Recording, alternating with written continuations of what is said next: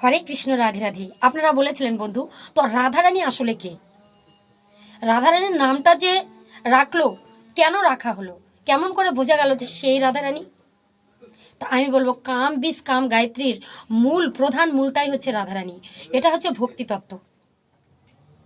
ঊর্ধ্ব হইতে নিম্নগামী যার নাম ধারা, আর নিম্ন হইতে ঊর্ধ্বগামী তারই নাম রাধা।